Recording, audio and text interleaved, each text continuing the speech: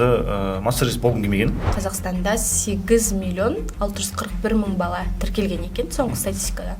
Соның барлығына массаж қажет па? Біздің ата-әжелеріміз бізді тарту, сылап сипау арқылы былай айтқан кезде дұрыстады. Ақшаны ойлаған жерде ешқашан результат болмайды. Массаж істеген кезде не нәрсеге көңіл бөлу керек? Біріншіден, майда өте аз қолдану керек. Яғни бір жасқа шейінгі балалардың өзінің май қабаттары уқалаған кезде май бөледі. Сол арқылы болады жұмыс істеуге. Папа массажистте жұмыс жасап жатқандардың нешеуі сіздің туысқандарыңыз бар ма? Туысқаным жоқ. Әрбір ата-ана, оның ішінде мен де бармын, аузымыз күйіп отыр, иә? Қазір уақыт өткен сайын әкелердің көзқарасы өзгеріп келе жатыр. Массажға мамандарды оқытасыздар, иә? Іріктеп арасында жақсыларын тіпті жұмыспен де қамтып жібереді екенсіздер. Оқуға келетін кісілерге айтамын. Бірінші нақты желание, цель, осы нәрсеге қараңыздар деп. Себебі көбісі келеді де кейде аспанға қарап жұлдыз санап отырады.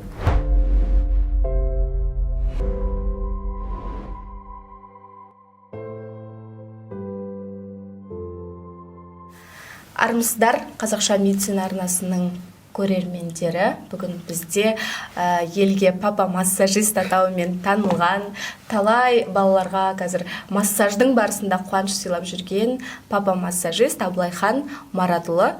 Қош келдіңіз.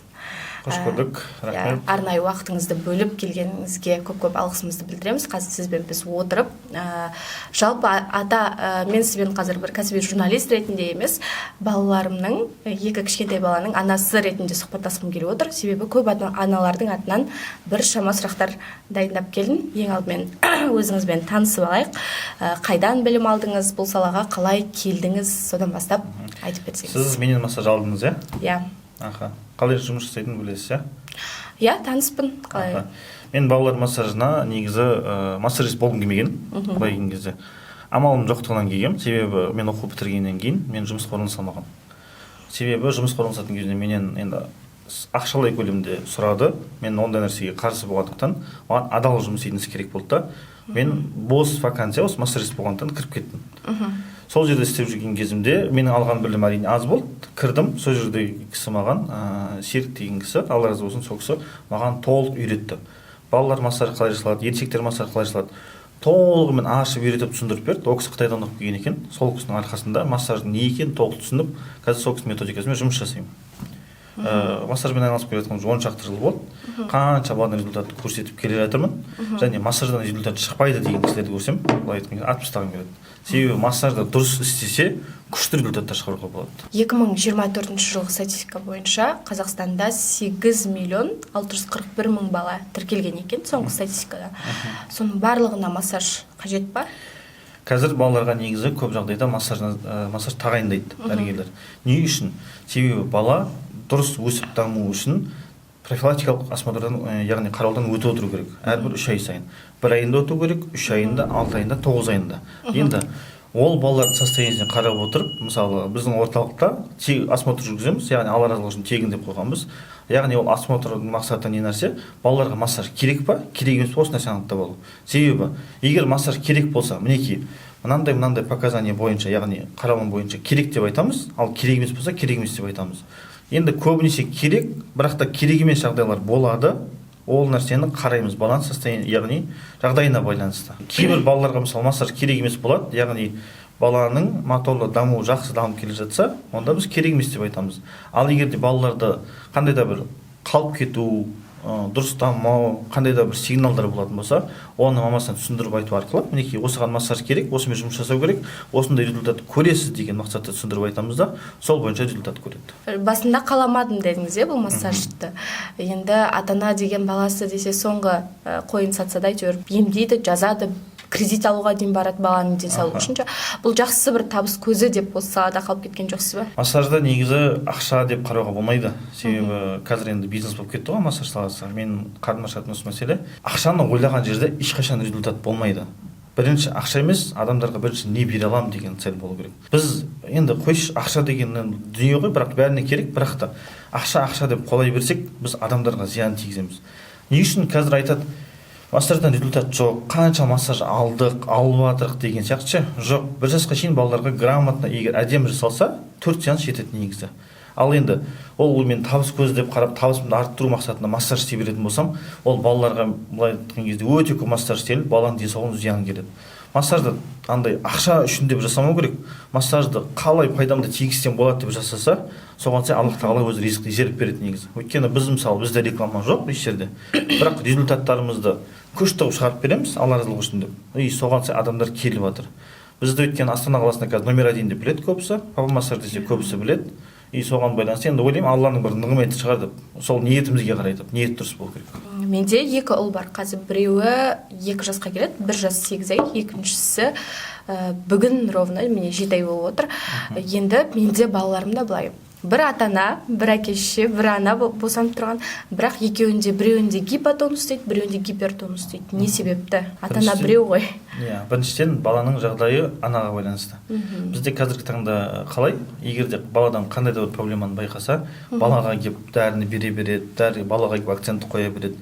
Бірінші анасының жағдайына байланысты. Яғни анасының жағдайы дұрыс болса, баланың жағдайы дұрыс болады. Екіншіден, гипертонус, гипотонус деген диагноздар қазір әрбір балада кездеседі. Ол анасындағы витамин жетіспеушілікке байланысты, яғни түрлі себеп салдарға келіп тіреледі. Енді ол гипертонус, гипотонус деген диагноздарды уақытылы айналысса, уақытында қатты қорқынышты нәрсе емес. Бір курс массажбен или 2 курс массажбен дұрыстап болады. Ол жерде баланың қан айналым жүйесіне келіп тіреледі мәселе. Яғни қан айналым жүйесі бізге не нәрсе келіп тіреледі? Мидың дұрыс жұмыс жасауына келіп тіреледі. Яғни ондай жағдайда біз көреміз, массаж керек болса айтамыз, не үшін массаж жасалынады, қандай результат болады, мінекей 10-ші күнде не болады, барлығын көрсетіп береміз да, ал одан кейін мамасына қосымша тапсырмалар береміз. Яғни сізге береміз не істейтініңізді. Егер соны істесеңіз, баланың гипотонус, гипертонусы реттеліп, нормативный тонусқа өтеді, айтқан кезде. Ол қатты қорқынышты нәрсе емес. Ал енді онымен айналыспаса, мән бермейтін болса, ол кезде бала өскен кезде қазіргі таңда көп деген проблемалар шығып отыр ғой. Баланың кеш сөйлеуі, кеш дамуы деген сияқты. Вот осындай мәселелерге алып келуі мүмкін. Сондықтан да сізге енді как ана ретінде рекомендовать етемін, баланы тексертіп, егер массаж керек болса, онда да бізге алып келсеңіз көріп беремін. Массаж керек болса массажын алып, болмаса керек емес болса не істейтініңізді айтамын, соны істесеңіз болады. Сонда реттеледі барлығы. Бұрынғының ата-аналарына жат дүние, бұл массаж деген нәрсеге көп ата-аналар қарсы ескі заманның. Бірақ солсыз-ақ балалар өсті деп айтады. Расымен де біз массажсыз аман есен жетілдік. Қазіргі балаларға неліктен массаж көп керек? Мен массаж саласында жүргенім 10 жыл болды ғой. Мынандай нәрсе бар. Бұрын массаж керегі жоқ дейді, яғни бұрын массаж болған жоқ деп айтады. Жоқ, бұрындар массаж болды. Яғни біздің ата-әжелеріміз бізді тарту, сылап сипау арқылы былай айтқан кезде дұрыстады. Бірақ та ол кезде ақпарат көп болған жоқ. Көп диагноздар болды, бірақ ол сыртқа шыққан жоқ. Сіз енді қазір сіз осыдан кейін байқасаңыз болады, көшеде жүрген кезде аяқтарға қарасаңыз, көп адамның аяқтары қисық. X-образно жүреді, O-образно жүреді деген сияқты. И сосын көп адамдарда проблема, яғни бас ауырсыну дейсек түрлі проблемалар бар. Ол аяқ асты басталған жоқ қой. Ол яғни кезінде кішкентай бір нәрсе қалып кетті, сол жиналып үлкен болып, сондай проблемалар қалып келді. Бұрын массаж болған жоқ деп айтады, бірақ бұрын массажды ата-әжелеріміз жасады. И сосын көп ақпараттар сыртқа шықпағандықтан, яғни диагноздар белгісіз болды ғой. Сондықтан массаж саласы актуален болған жоқ. Кейін уақыт өте келе заман дамыды, уақыт жылжыды былай айтқан кезде. И көп диагноздар сыртқа шыға бастағаннан кейін, яғни массаж саласымен и плюс ЛФК жаттығуларымен сол диагноздарды кішкентай баладан реттеліп жатқаннан кейін көп массаж саласы актуальны болды. Өткен жылы сұхбат берген кезде айтқан едіңіз, бала тек әйелге керек сияқты деп, бір жылда еркектердің беті бері қарайын деді ма, әлі сол ұстанымда ма? Жоқ, қазір уақыт өткен сайын әкелердің көзқарасы өзгеріп келе жатыр. Мен өзім көріп келе жатырмын ол нәрсені. Не үшін? Себебі біз орталықта бір күнде 50-ден астам бала қабылдаймыз. Яғни 50-ден астам баланың 20-30-ы әкелер бірге келеді, немесе әкелер алып келетін кездер бар. Яғни бұрынғыдай емес, бұрын мысалы андай еді ғой, ер адам сыртта жүрсе болды, үйге қатысы жоқ еді ғой. Қазір наоборот әкелердің де көзқарасы үйге қарай ауысып, балаға екі жақты қарым-қатынас болып отыр. Мен көптеп байқап отырған нәрсе. Яғни ол кісілерге Алла разы болсын. Біздің орталықта қазір әкелер бірге келіп жүреді. Мен оны көріп қуанамын. Себебі оның алдындағы жылдары қатты көрмейтін. Қазір жастар уже басқаша қарайды балаларға. Сол арқылы риза болып қаламыз. Ол әкенің де қатынасы болған өте жақсы. Себебі әйел адам состояниесіне түседі. Түсінеді. Не үшін? Себебі мен өзім 2 баламен жүріп көрдім. Қиын екен. Айтқан кезде. Сондықтан әйел адамға көмектесу керек мүмкіндігінше. Себебі бала тек әйелге ғана керек емес, яғни отбасы болғаннан кейін екі жақты нәрсенің дұрыс болу керек, қарым-қатынас дұрыс болу керек. Қазір енді еркектердің беті бері қарап, әкелер де баланың уходына былай айтқанда кіре бастады, күтіміне қарай. Иә, себебі біздің орталықта енді бізде постоянно адам көп былай болып жатады, келіп қараса болады. Әкелер де бірге жүреді, аналар да жүреді, бірақ қазір ер адамдар жүреді больше сияқты. Ер адамдар көбірек келіп жатыр. Тамаша. Мен сізді қазір тек қана массажист ретінде емес, остеопат маманы ретінде де таныстыра аламын, иә? Солай біліміңізді жетілдірдіңіз. Жалпы остеопат болуыңызға не себеп болды? Остеопат болу бұрыннан арманым еді негізі, бірақ оқып бітіргеннен кейін мен бірден істеген жоқпын. Мен оны тек былай айтқан кезде іс жүзінде практикаға жеттім. Қанша балаларға істеп көрдім, ересек адамдарға істеп көрдім. Сол арқылы былай айтқан кезде пысықтадым білімді. Не үшін? Себебі менде бірінші фокус ақша емес. Яғни алдыма адам келіп тұр, ойбай ақшасын алып алуым керек, маған оның ақшасы керек деген нәрсе емес. Себебі ондай ақшада береке болмайды, біріншіден. Екіншіден, егер мен хотя бір бағадан результат шығарып беретін болсам, сол арқылы адамдар мені біледі, жақсы адам екенімді біледі. Ал ақша үшін қуаласам, бір күн болмаса бір күн өшем бір жерде. Остеопатты мен енді қосып жатырмын. Себебі осы уақытқа шейін былай айтқан кезде тестировать еттім қанша балаға. И отзывтар, пікірлер тугисте тұр, оқып қараса болады. Қараңыздар, остеопатты ғана істеп қойған кезінде результат аз болды менде. И сосын тұрдым да массаж істеу арқылы, массаж істеп толық қанайналым жүйесін қозғадым да, кейін остеопатты қосып істеп көрдім. Сол арқылы результаттар күшті бола бастады. Балалар сөйлем қосып бастады, команданы орындау күшейді, айтқан кезде. И андай қосымша сөздер қосып бастады, қимылдар қосып бастады. Түрлі мамашылар деген кәдімгідей жылап тұрып рахмет айтқан кезде мен өзім ерекше әсерде болдым. Сондықтан остеопатты қазір қосып жатырмын. Ашып айтып берейікші, ата-аналарға дабыл қағу керек. Қай кезде балада қандай даму болмаса, сіз негізі өзіңіз үнемі видеоларыңызда түсіндіріп айтып жатасыз, бірақ осы жерде тағы бір жүйелеп кетейік. Бала 3 айында басын көтермесе, ата-ана қозғалу қажет, дабыл қағу қажет деген сияқты. Қай жастарда? Қазір көп балаларда негізі кешігу бар. Бұрын мысалы, бала 3 ай болды, басын көтеру керек, 6 ай болды, аунау керек деген принцип бар еді ғой. 3 ай мен 6 айдың аралығында бала басын көтеріп аунамаса, егер 6 ай мен 9 айдың аралығында бала 4 аяққа тұрып еңбектеуге әрекет қылмаса, 9 ай мен 1 жастың аралығында бала жүруге әрекет қылуға, тұруға әрекет қылмаса, онда дабыл қағу керек. Не үшін? Себебі балалардағы дамудың кешігуі ол мида қандайда патология бар дегенді білдіреді. Осы нәрсені түсіну керек. Ал енді қараңыздар, балада ол кешігу болды, бізде сөз бар ғой, кейін өзі істеп алады деген.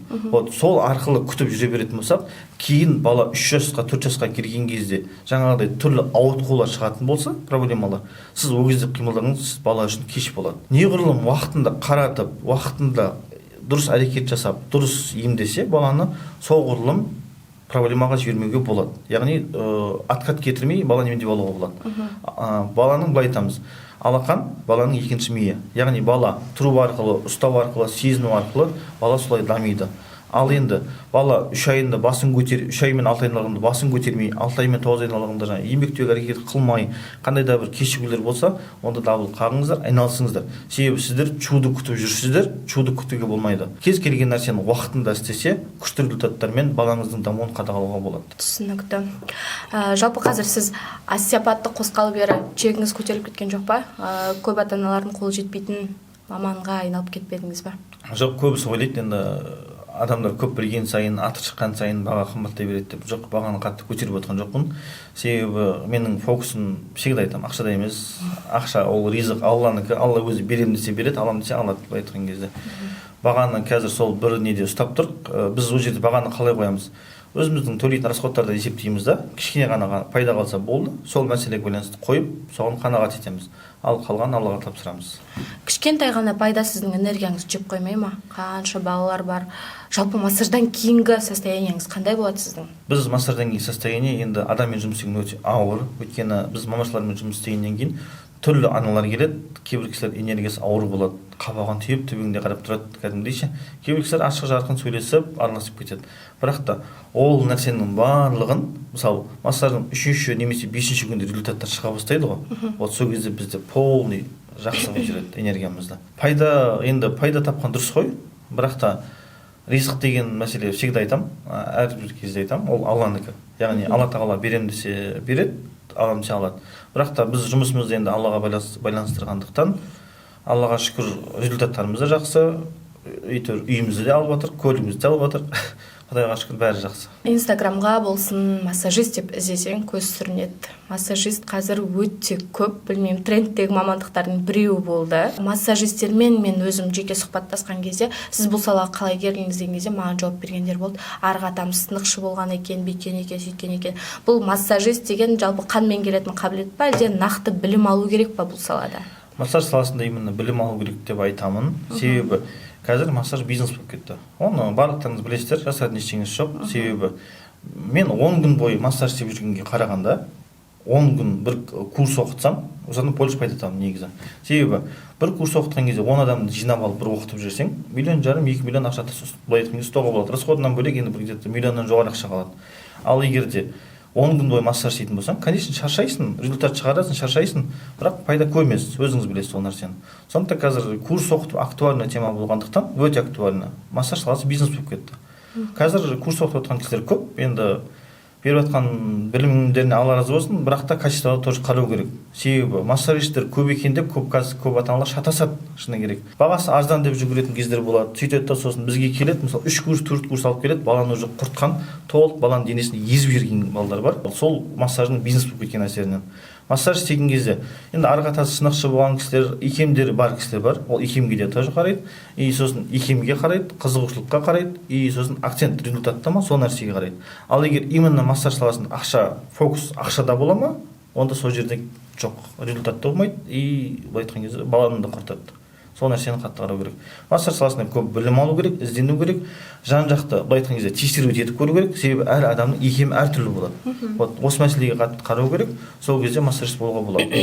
Бірақ та ақшаны бір жолға қоймау керек. Мен осы нәрсені шекті айтамын. Оны ата-ана қалай ажыратады? Ол кісінің енді балаңызға сіздің нақты, мысалы маған айтады, әр 10 күн сайын сізге массаж керек дейді. Мен ана кісінің сөзіне сенемін, маман ғой деп. Қараңызшы, қан айналым жүйесінің толық қалпына келуінің өзіне 60 күн уақыт кетеді.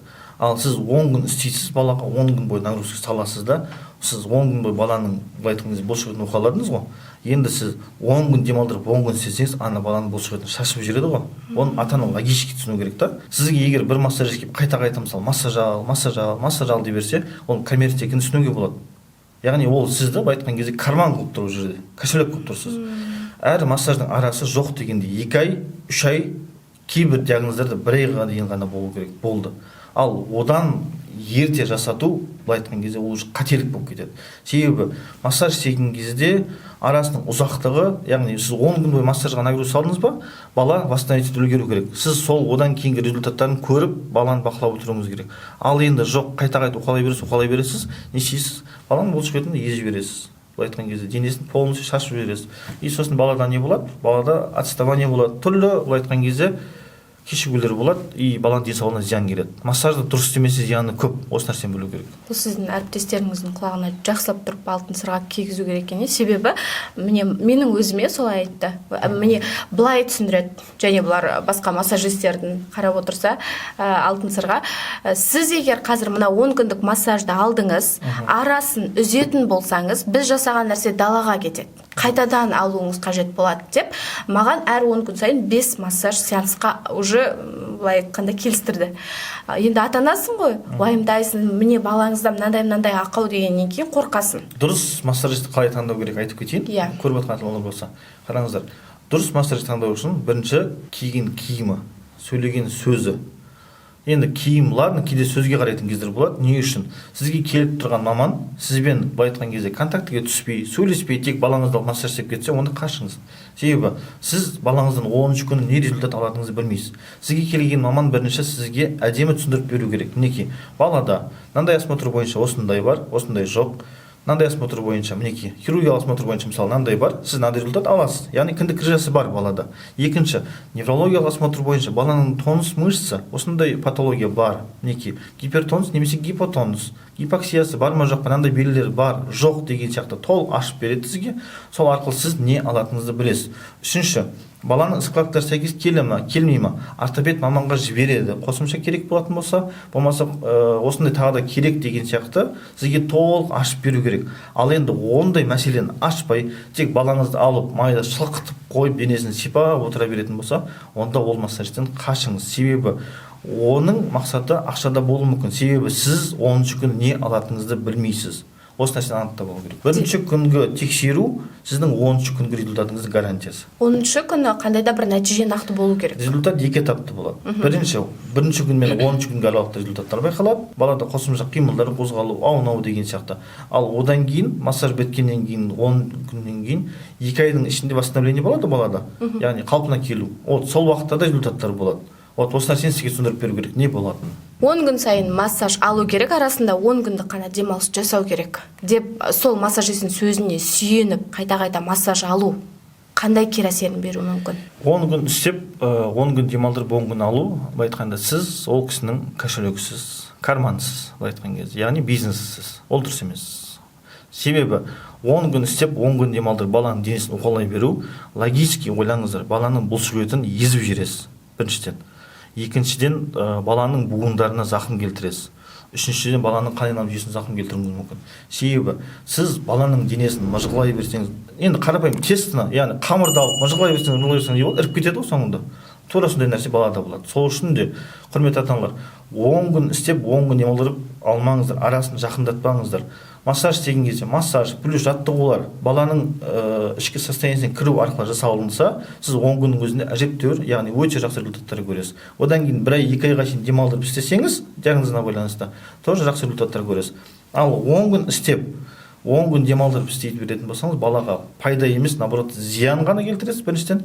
Екіншіден, сіздердің расходтарыңыз көбейеді, яғни ақша жағынан да сіздерге зиян болады. Жалпы бір сеанс неше уақыттан тұру керек? Себебі бір массажист келсе, ойы айдалада бір 15 минут уақытын өткізіп кетейінші деп тұрған адамның бір кейпі сезіледі да.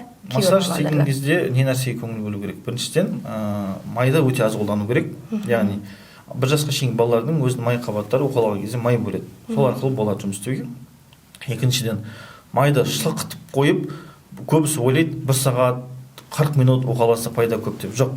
Массаж істеген кезде 20 минутпен 35, максимум 35 минут аралығында 20 минуттың өзі жетеді кейде. Уқалап отырып, одан кейін тек массаж істеп қана қоймай, жаттығулар, ЛФК жаттығуларын істеп отырып, яғни моторный антагонез қазір актуальны отыр ғой. Сол арқылы жұмыс істесе, баладан күшті результаттар шығаруға болады. Ал 30 минут бойы массаж істей беру, ол балаға жақсы результат алып келмейді. Ол баланы наоборот құртып жібереді. Сондықтан да осындай моменттердің ара-жігін ажырата білу керек, дұрыс қимылдау керек. Массаж, ЛФК, қазір актуальны отыр, моторный антагонез. Осы барлығын өйстіп қосып отырып істесе, күшті результаттар шығаруға болады. Абылайхан мырза, 2024 жылы сіздердің папа массажист орталықтарыңыз ашылған екен. Кеңінен қанатын жайып құтты болсын. Қазіргі уақытта қанша маман жұмыс жасап жатыр? Біздің орталықта 7 маманға шейін жұмыс жасайды. Біздің орталықтың жұмыс істеу методикасы қалай? Қараңыздар. Біз орталықта жұмыс істеген кезде біз массажистердің қабілетіне қараймыз. Мысалы, 3 айлық бала келді, 7 айлық бала келді, ал болмаса 3 жасар бала келді. Оның барлығын, мысалы, біз бөлеміз массажистің қабілетіне қарай. Мысалы, бізде дренажный массаждың өзін жасайтын отдельно бір кісі. Тек сол кісі дренажный массаж жасайды, сосын 5 айға шейін балаларды алады. Бір кісі бар, X-образный, O-образный аяқтарды алып түзетумен айналысады, айтқан кезде сколиозмен жұмыс жасайды. Ал бір кісі бар, 1 жастан бастап 3 жасқа шейін балаларды алады. Бір кісі бар, 4-5 айдан бастап 1,5-2 жасқа шейін балаларды алады. Яғни мамандардың қабілетіне қарай береміз. Көбісі сұрайды, именно сендерден неге результат жақсы шығады, қалай шығарасыңдар деген сияқты. Біз мамандардың қабілетіне қарай қойып отырамыз. Яғни ол нәрсенің барлығын мен өзім қадағалап қойып отырамын. Сол арқылы результат сұраймыз. Әрбір маманнан отчет сұралады. Бізде выезда да жұмыс жасайтын команда бар, орталықта да істейтін команда бар. Соның барлығынан каждый сеанс біткен сайын отчет сұралып, результаттар сұралып отырады. Қандай результат болды? Яғни ол біреу айналысты біздің қатысымыз жоқ деген нәрсе емес, барлығын қадағалауымды ұстап отырсам, себебі результатын бірінші орынға қоямыз. Папа массажистте жұмыс жасап жатқандардың нешеуі сіздің туысқандарыңыз бар ма? Туысқаным жоқ. Жоқ па? Жолдасым ғана бар. Сол кісі жұмыс жасайды. Дренажный массаж бойынша сол кісі жұмыс жасайды. Себебі ответственность өте жоғары дренаж массаждар. Асқынулар болмасын, барлығын қадағалап тексеру мақсатында жолдасым ғана жұмыс істейді, қалған ешқандай туысқаным емес. Себебі Қонжық клиникасы жылтыр жарнамамен соңы не болған білеміз. Ал сол жерде жұмыс жасайтын мамандардың көбісі сол кісінің өзінің туысқандары, бұрын әнші болған маман кейін массажист болып кетіпті. Ондай нәрсе сіздерде жоқ қой? Жоқ, туысқандарымыз бар. Массаж деп жатсың ғой, бізде жұмысқа ал деп айтатын. Енді жоқ, өйткені мен жұмыста қаталмын. Жолдасымен бірге жұмыс жасағанмен де ол кісіден мен қатты требовать етемін. Себебі бала денсаулығын, яғни ата-ана баласын алып келгеннен кейін мен ол нәрсеге қатты қараймын. Мен қанша жыл бойы жинаған абыройымды туысқанмен жасап, доспен жұмыс жасап, құртып алғым келмейді.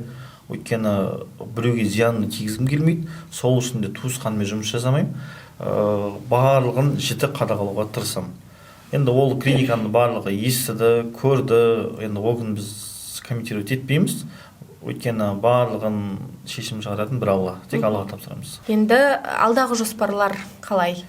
Қарағанды қаласынан да ашылсақ деп жатырсыздар, Енді Қарағанды қаласына осы кезде план қойып жатырмыз. Қарағанды қаласынан доктор Омарханова деген кісімен бірге сотрудничество осы кезде бастайын деп жатырмыз. Себебі бізді қай қаладан көп сұрайды, сол қаладан мықты мамандармен бірге жұмыс жасау арқылы өзімізді дамытқымыз келеді и барынша пайдалырақ болуға тырысып жатырмыз. Әрбір ата-ана, оның ішінде мен де бар, аузымыз күйіп отыр, Сіздер өздеріңіз массажға мамандарды оқытасыздар, іріктеп арасында жақсыларын тіпті жұмыспен де қамтып жібереді екенсіздер. Ол жағы қалай? Біз қазір осы кезде оқытуға қарай көңіл бөліп жатырмыз. Не үшін? Бірақ та оқуға келетін кісілерге айтамын. Бірінші нақты желание, цель, осы нәрсеге қараңыздар деп. Себебі көбісі келеді де кейде аспанға қарап жұлдыз санап отырады. Бізге ондай нәрсе керек емес. Бізде обучение өткен кезде практика түрінде көп өтіледі. Себебі баладан маман қорықпау керек. Біз балаларды шақыртамыз кішкентай балаларда. Ол кісілерге массаж жасау арқылы бір жағынан пайдалы болады. Мен өзім қадағалап отырамын. Екінші жағынан үйренеді маман. Енді ол жерде біз қадағалайтын мәселе оқыту арқылы. Біз не үшін оқытамыз? Себебі бізге командаға керек кезде біз қай кісі істеп жүр, сол кісіні қараймыз. Яғни оқып бітірді, болды, біз жұмысқа аламыз деген нәрсе жоқ. Біз оқытамыз, жібереміз, сосын кейін сырттан бақылап жүру арқылы біз шақырамыз. Сіз күшті істеп жүр екенсіз, бізге команда қосылсаңыз қалай болады деген сияқты. Себебі бітіре салып жұмысқа алу кішкене қиындау. Себебі ол былай айтқан кезде ашық алаңға түсіп, ата-ананың жағдайын түсіну керек, сезініп көру керек деген сияқты ғой. Осы нәрсеге көңіл бөлемін. Мен бітіре салып, ол кісіге массажды үйіп төгіп беріп, ол кейін маған зиянын тигізіп, яғни балаға зиян тигізіп, кейін маған зиян тиген нәрсені қаламаймын. Сондықтан да біз біз жұмысқа тек командадан сол оқыған кісілердің арасынан аламыз. Бірақ та жаңағыдай кім жақсы істеп жүр, кім жақсы результат шығарып жатыр, сол кісілерге былай айтқан кезде ұсыныс айту арқылы өзімізге команда аламыз. Абылай мырзадан білім алдым деген сертификатын көрсеткен мамандарға біз негізі сене аламыз, Себебі өзі сіздің жеке қадағалауыңыздан өтеді. Себебі кейбір орталықтар жарнамамен өзі шақырғанмен ол жерде өздері де үйретпей. Сіз жалпы өзіңіз үйретесіз ба мамандарды? Обучение кезінде мен өзім үйретемін. Сосын жаңағыдай ғой, енді сертификатын көрсетіп істеген маманның, яғни мысалы сол менің үйреткен кісіден қабылдаған кісі маған прямо шықса болады. Міне осы кісі осылай жасады, қандай жауап бар деген сияқты. Егер де ол жерде мысалы менің шәкіртім жасап дұрыс істемеген жерлер болатын болса, қателер болатын болса, мен өзім сол кісіні қадағалауыма алам. Себебі маған былай айтқан кезде ол білім аманат қылып бердім, дұрыс жасалу керек. Бірақ та Аллаға шүкір ондай жалып түспеді. Тек жақсы пікірлер келіп жатыр. Бір кісі болды, әрине минус болған, үлкен минус болды. Мен ол кісіге қатты ренжідім, айттым, бірақ ол кісі кейін ол минусын дұрыстады да жақсы результатқа шығарды.